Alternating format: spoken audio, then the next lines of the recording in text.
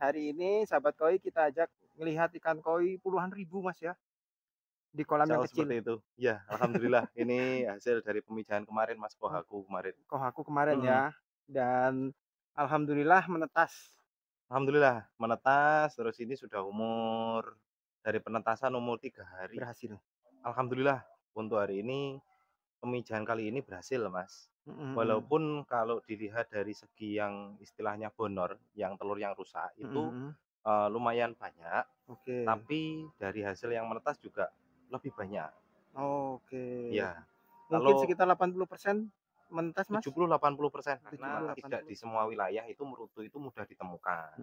Jadi Mhm. kita pakainya ini cukup cara pakainya juga sangat gampang sih, Mas. Oke, ini kalau ini yang Hiroyuki ya, Mas, ya? Ya, Karena ikannya juga kohaku, kohaku, color ya? ya. Oke. Jadi Hiroyuki ini dia juga,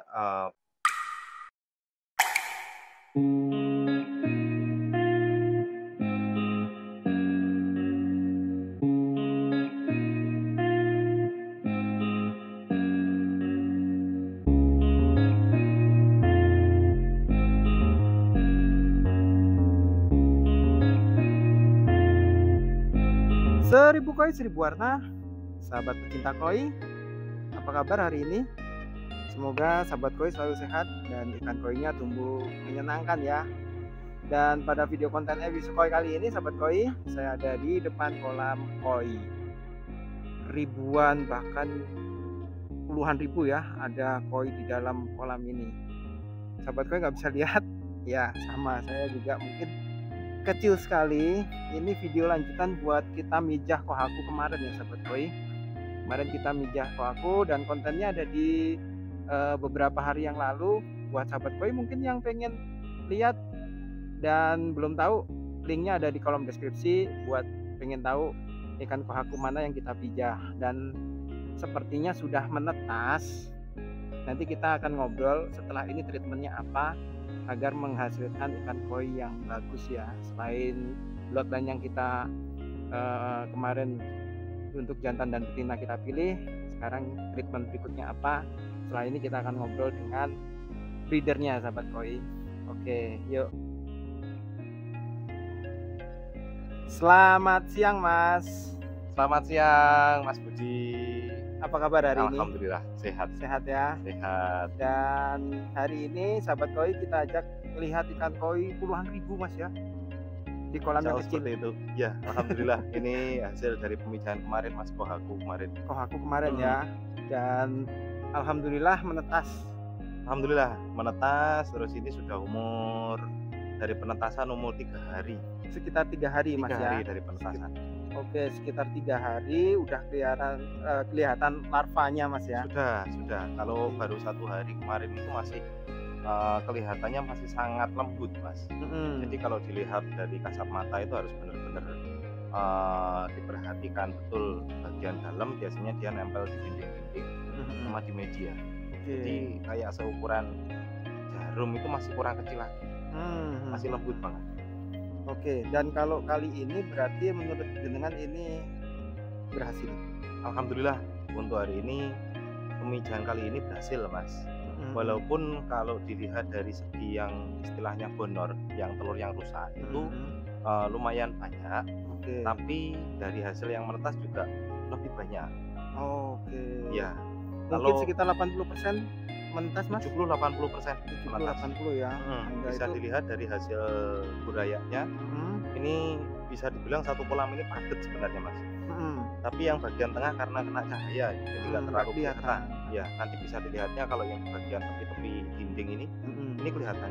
Sebenarnya di bagian tengah itu padat juga, Mas. oke, Dia agak sedikit mendasar. mhm.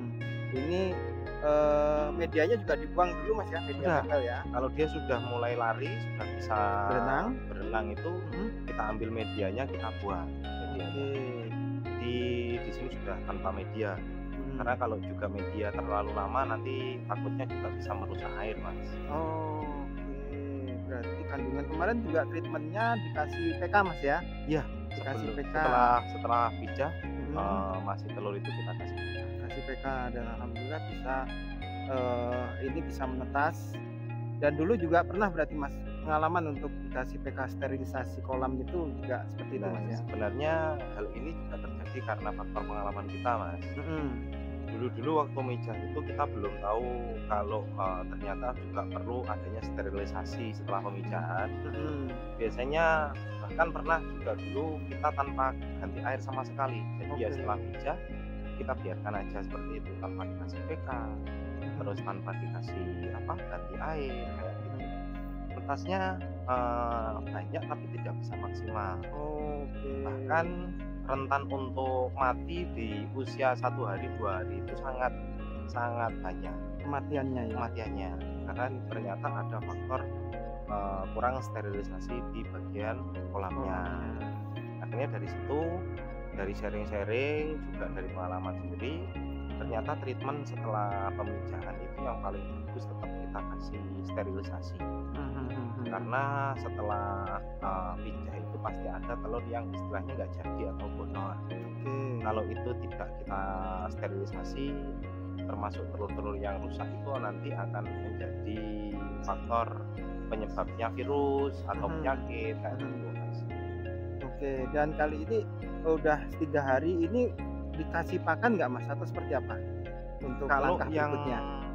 kalau saya mungkin setiap orang beda ya, Mas. Kalau saya, kalau misalkan kita di tempat sekitar itu ada mrutu, kita kasih mrutu, Mas. Mrutu itu kutu air? Kayak kutu air gitu, Kayak Mas. kutu air Jadi ya? yang kutu air tapi yang khusus buat makan ikan. Oke. Ya, ada kutu air yang mrutu itu juga ada 2 jenis. Kadang kalau misalkan kita dapatnya yang kurang bagus juga dia malah bisa membunuh buaya tersebut. Oh, Biasanya gitu. kalau dibilang mrutu yang punya japit istilahnya gitu. Oh, Itu agak bahaya. Tapi kalau yang warna merah itu Heeh. dominannya bagus, Mas. Heeh. Makanya biasanya kalau mrutu itu memang kita beli di tempat-tempat yang jual khusus buat mrutu. Tapi kalau kita nggak nemu mrutu, biasanya bisa kita pakai telur rebus. Telur rebus. Kita ambil kuningannya saja, terus kita campur dengan air, kan nanti akhirnya jadi lebur, jadi satu sama air itu. Terus kita sirat-sirat di kolamnya, jadi kita tebar di kolam ini nanti jadi pakan. Cuman kalau misalkan telur itu, kalau saya pengalaman, kalau terlalu banyak telur yang kita kasih itu nanti juga merusak airnya, Mas. Oke. Jadi harus hati-hati. Tapi kalau mrutu itu sejauh itu aman. Cuman setelah mrutu 1 kali 2 kali, terus akhir-akhir kita nemu pakan baru, Mas. Oke. Nih, Apa ini Mas? ini produk dari Hiroyuki. Ini bisa pengganti daripada mrutu, Mas. Oke. Ya, ini jadi modelnya pasta ya? Iya, jadi dia Masih serbuk. seperti serbuk, Mas, powder lembut banget. Jadi ini pengganti daripada mrutu ataupun cacing. Karena tidak di semua wilayah itu mrutu itu mudah ditemukan. Jadi kita pakainya ini. Cara pakainya juga sangat gampang sih, Mas. Oke, ini kalau ini yang Hiroyuki ya Mas ya? Ya. Karena ikannya juga kohaku Kohaku. color ya. Ya. Jadi Hiroyuki ini dia juga proteinnya bagus. Kadar proteinnya sampai 48, Mas. Oke, ditebar-tebarkan gini aja ya Mas ya? Tebarkan gini juga oke, atau dicampur dengan pelet kalau dia sudah agak dewasa, istilahnya sudah agak besar. Itu bisa kita campur dengan pelet terus diaduk dengan air, Mas. Oke, berarti sistemnya gini ya, Ya, ditaburkan. Nah, tabur-taburkan aja. ini lebih aman berarti Mas ya. Kalau tadi mrutu khawatirnya kalau mrutu yang jelek bisa pengaruh ke ikannya. Ya, Kalau telur juga kalau terlalu banyak akhirnya bisa pengaruh ke kesehatan ikan juga. ya merusak Nah, air. merusak air. Dan kalau yang ini lebih aman berarti. Nyarinya lebih gampang juga kalau untuk yang Hiroyuki yang ini. Kalau saya bilangnya lebih efisien, mudah dicari sih, Mas. Oke. Karena kalau hal seperti ini kalau mungkin nggak habis kan bisa kita pakai stok buat jangka berikutnya juga bisa. Tapi faktor pada intinya kalau pakan buatan kayak gini, kalau terlalu banyak juga nggak bagus. Nggak bagus juga, Ya, over Mas ya. Kalau terlalu over nggak bagus juga. Jadi pemakaiannya sangat mudah, terus carinya juga sangat gampang. Sangat gampang. Gitu. Jadi produk Hiroyuki sendiri ini kalau misalkan bisa dibilang seperti perudang sih, Mas. Cuman kan ini dibuat khusus Dikhususkan ya. buat juga pencetrong kahler. Jadi ini bukan hanya untuk ikan koi sebenarnya. Ini Oke. bisa dipakai seperti ikan koki Mhm. ataupun bahkan kalau ikan konsumsi pun juga bisa. Itu Karena oke. terkadang saya sendiri Mhm. keluarga pengalaman yang pemain ikan gurame Mhm. itu juga ketika kehabisan bruto, kehabisan cacing itu waktu kecil kita repot juga. Akhirnya bisa menggunakan alternatif ini juga bisa Oke. menggunakan pekan ini dan harganya kalau saya hitung sebenarnya lebih terjangkau Oke. daripada kita beli bruto sama cacing itu lebih terjangkau ini. Dan lebih gampang lah Mas. Lebih Kadang gampang. kalau merutu harus oyo-oyoan, harus Bener. antri. Kalau merutu itu kita pagi jam 5 itu harus siap standby udah. Nah, Jam 5 karena adanya cuma jam 5 sampai setengah 7 itu sudah habis. mhm. Kalau yang ini kapan saja bisa ini Mas ya? Bisa. Oke, dan ini lebih irit juga Mas. Ini boleh Bener, juga. bener. Ini Ini kemasan berapa gram nih, Mas? 500 gram Mas, setengah 500 kilo. gram ya? Oke. Ini 500 gram. Mhm. Jadi lebih mudahnya lagi kalau bagi saya itu yang ini kita nggak terlalu kehabisan waktu di waktu pagi sih Mas, lebih santai. Ya memang kalau merutu, cacing itu bagus juga. Dia proteinnya Alami tinggi, ya. alami. Nah, ya kalau ini bisa dibilang keefisiensi waktunya lebih enak kita. Buat kita yang mungkin semakin sibuk, Mhm, dari pagi mungkin pagi kita harus keliling ke kolam-kolam lain atau apa, benar. nggak cukup waktu untuk cari cacing, cari bruto, ini bisa jadi pengganti Mas ya, Ya, dan mudah dan disimpan juga. Kalau untuk kandungannya apa aja nih Mas? kalau ini proteinnya yang saya lihat utama itu ada di kandungan protein. Karena kalau beli kayak untuk bagian koi, terutama bagian warna Mas ya, yang sangat perlu kita perhatikan itu proteinnya. Protein Ya, ya. kalau di sini proteinnya 48 yang ini Mas. Oke. Ya, crude fatnya, lemaknya ada 5%, Mhm. terus fiber 3%, asnya 12%, sama moisturnya di sini ada 11%. Oke. Bisa dilihat dari proteinnya saja sudah 48% itu proteinnya. Jadi proteinnya memang protein tinggi. Tinggi Mas Mhm. ya. Dan untuk ikan yang color, karena di sini nanti kan kohaku nih Mas. Bener. Kohaku ini nanti cocok Mas dengan protein segitu ya. Ya. Oke. Nah, ini sahabat koi, jadi buat sahabat koi ini langkah berikutnya Mas ya, setelah penetasan kemarin prosesnya sekarang udah mulai pemberian pakan. Benar. Nah, pemberian pakan ini sampai berapa hari Mas nanti? Di kolam ini kan tetap di sini nih ikannya. Perlu dipindah atau nanti berhenti ngasih makan atau seperti apa? Kalau prosesnya ada di kolam sini kemungkinan sampai usia 10 sampai 15 hari, Mas. Oke. Jadi perkiraan buraya itu kalau saya sampai seukuran sapu lidi. Oke. Terkadang kalau mungkin teman-teman yang lain atau breeder yang lain ada yang masih lembut itu sudah berani pindah ke kolam besar. Tapi pemberlakuan cara pengambilannya pun juga harus sangat hati-hati Karena masih lembut sekali Mas ya. benar, karena masih sangat kecil. Jadi untuk rentan terhadap kematiannya kalau nggak hati-hati juga tinggi. Nah, kalau kita biasanya usia 10-15 hari itu sudah sesapu lidi Mas. Ya, jadi kalau di ukuran koinnya juga sudah lumayan besar. Nah, itu nanti kita ganti ke kolam besar atau kolam makpon istilahnya. Berarti udah bisa diambil dan mudah diambilnya Mas ya. Benar. Terus Kalau yang selama di sini kita pakai ini dulu. Kita pakannya pakai ya. pakannya ini pakai Hiroyuki ini, pakai Hiroyuki ini sampai usia siap pindah ke kolam besar. Itu mungkin dalam satu hari kasih berapa kali Mas? Kalau di awal masih segini biasanya kita kasih sekali dulu Mas. Oke. Paling nanti mulai besok atau lusa kita kasih pagi sama sore. Oke. Cuman kadarnya kalau dikasih 2 kali jangan terlalu banyak karena kalau terlalu banyak nanti merusak air. Merusak air ya. Benar. Ini karena ini air tidak diganti sama sekali Mas ya. Benar. Ini sampai berapa hari Mas nggak diganti air? Tergantung kondisi air Mas. Oh gitu ya. Kalau memang kondisi air perlu dilakukan pergantian air ya kita ganti. Oke. Kemarin itu sebenarnya setelah netes sempat kita ganti 50% loh Mas. Setelah netes itu karena bau amis daripada air sudah terlalu menyengat. Terus kita melihat telur yang busuk atau yang nggak jadi itu juga ada dan lumayan. Akhirnya kita perlukan ganti air. Dan penggantian airnya pun karena ikannya masih lembut, kita kasih kalau saya seperti kerudung gitu, kain yang sangat lembut. Jadi itu biar tidak ikut nggak air ya. biar nggak ikut airnya. Jadi kita pakai itu terus kita selang keluar airnya. 50% saja. Saya kalau misalkan 100% belum berani, karena nanti takutnya kaget kan. Jadi 50% kita ganti air, terus alhamdulillah kita lihat pengembangannya semuanya aman kan. Aman ya. Kalau misalkan ada mati 1, 2 atau beberapa itu bagi saya lumrah. Lumrah. Bahkan kemarin kan sempat kita mijain yang 9 induk itu Mas. 9 induk itu ada beberapa yang kurang di treatment. Karena kemarin itu kita naruhnya di 2 lokasi. Berjauhan ya. Ya, yang di lokasi rumah sini itu ada 4 petak, terus yang di lokasi utara itu ada 5 petak. Yang di lokasi utara itu kemarin kita nggak sempat sterilisasi. Nggak sempat sterilisasi artinya cuma nggak kita kasih PK. Kita hanya sekedar ganti air 50%. Yang Ochiba sama Sowa nggak bisa maksimal kemarin. Cuman paling kalau dibilang jadi tinggal 20% aja. Jadi memang resiko kita untuk mijah itu ya seperti itu Mas. Terkadang gagal. Atau kalau misalkan kurang maksimal pembuahannya juga telurnya banyak tapi tidak netas semua.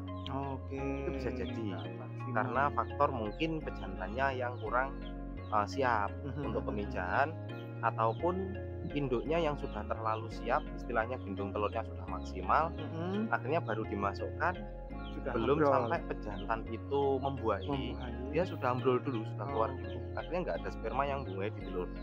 Nanti telurnya tetap kelihatan banyak, itu cuman dia tidak menetas. Tidak akan menetas. Nah, karena nggak ada sperma yang membuahi. Seperti itu. Dan ini alhamdulillah untuk yang Kohaku kemarin ini menetas Mas ya. Alhamdulillah ini dan menetas, ini Mas. Jadi satu konten berkelanjutan sahabat koi untuk kita lihat seperti apa nanti perkembangannya. Ini nanti untuk seleksi pertama di umur berapa Mas? Paling kisaran umur 1 bulan sampai 1,5 bulan setelah masuk ke kolam markon Mas. Tergantung daripada kondisi tempat dan ikan juga. Terkadang kalau terlalu padat kita mempercepat untuk masa seleksi. Jadi kita buang yang istilahnya ikan robyok atau ikan yang pijekan, itu segera kita buang untuk memaksimalkan populasi. Jadi nggak terlalu padat, nanti pertumbuhan ikan juga semakin maksimal. Ini sahabat koi, jadi ini treatment langkah kedua sahabat koi setelah menetas, sudah kasih makan, dan nanti kita akan lihat seleksinya dan kita optimalkan ya Mas ya. Mungkin sekalian untuk pakan berkelanjutannya entah Hiroyuki entah Harmoni nanti Mas ya. Bener, bisa kita pakai Harmoni juga bisa ada sih Mas. Harmoninya juga ada, Hiroyuki juga ada, cuman kalau Harmoni itu proteinnya agak di bawahnya sedikit, harganya juga lebih murah. Kalau yang Harmoni itu cuma kisaran di angka 26.000 paling, 500 gram sekitar itu ya. Kalau ini kisaran 36, maksimal paling 36, antara 36 sampai 40.000. Kalau kita beli merutu itu kan satu kalengnya 10.000 Mas. Kita ngasih itu setidaknya ada 15 sampai 20 kaleng. Jadi operasional buat pakan itu sudah 200.000 Mas. Tapi kalau ini ya sampai udah kayaknya masih belum habis kayaknya Mas ya. Bisa buat ikan pijahan yang lain nantinya ya. Bisa. Nah, ini sahabat koi untuk review kita di kolam pemijahan kemarin, dan alhamdulillah udah menetas. Nanti kita lihat Mas ya waktu seleksi pertama ya. Benar. Kita nanti pisahkan ikan yang mungkin full merah, ngeblok merah, dan yang putih tanpa ada pattern. Jadi nanti kita bisa melihat mana ikan yang masuk seleksi ataupun yang tidak layak sama sekali dibesarkan, nanti kelihatan.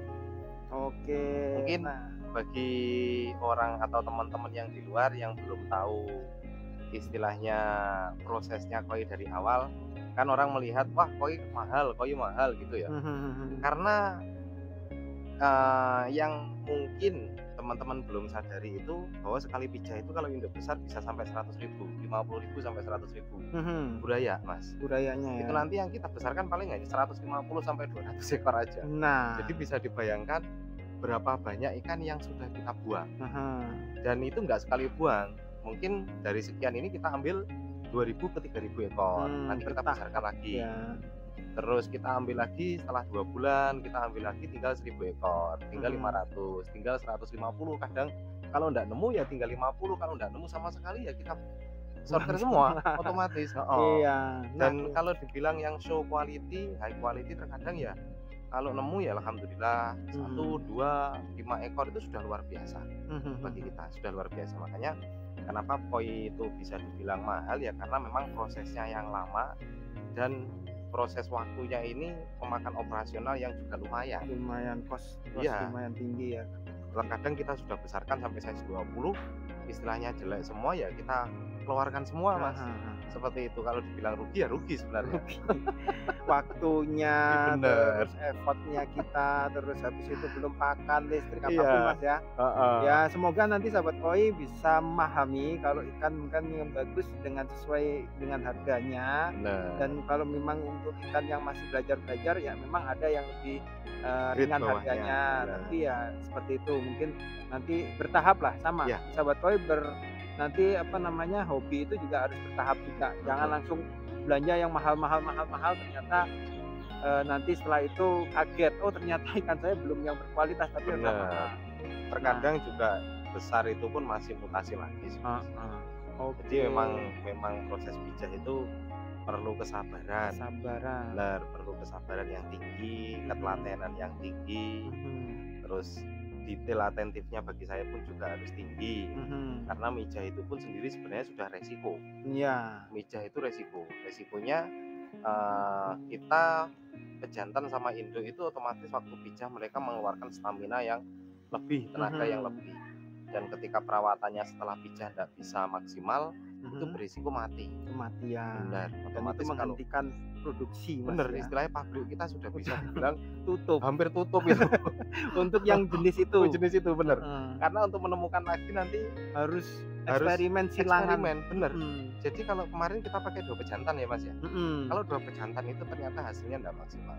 mhm, Itu kita coba lagi pakai pejantan yang lain. yang lain dan nunggu waktu Nunggu lagi waktu Mas, lagi sampai di size mungkin 15, 20 itu baru mhm, bener-bener kelihatan. Nanti nah, setelah itu kalau ternyata nggak jadi, kita ganti lagi pejantan. oke, Harus nunggu lagi 5 bulan, 6 bulan mhm. lagi, gitu. Jadi kalau tetap kelihatannya nggak bagus ya induk kita keluarkan, kita lepas, Nah, gitu. jadi nggak sekedar kita pilih, oh jantannya ini impor, Heeh. betinanya ini bagus jumbo atau apa, terus habis itu dipijah jadi bagus, nggak sesimpel itu enggak Mas ya. Ya, Ada kalau dari proses, pengalaman ada. seperti itu. Nah, jadi ada beberapa teman-teman saya ucapkan terima kasih udah komen ke Iya, channel Ebisu terkait pengembangan ikan koi Indonesia. Ya kita berusaha, tetap mhm, berusaha sebaik mungkin untuk menghasilkan ikan koi yang sebagus mungkin. Cuma semisal nggak sesimpel yang mungkin kita pikirkan sahabat koi untuk kita menghasilkan ikan koi bagus. iya, Ada proses, belum lagi ada kendala-kendala yang lain. Ya iya, kita berharap mhm. dan kita juga ucapkan terima kasih buat sahabat koi yang merespon dari video-video episode koi. Oke Mas, terima kasih waktunya. Sama-sama, sama-sama Mas Budi. Oke, dan kita nanti pengen tahu nanti dengan pakan ini sahabat koi, semoga nanti ikan-ikan ini juga hasilnya lebih optimal lagi terutama di warnanya. Oke, terima kasih udah nonton video kita kali ini. Jangan lupa untuk like, subscribe, dan nyalakan tombol loncengnya. Seribu koi seribu warna.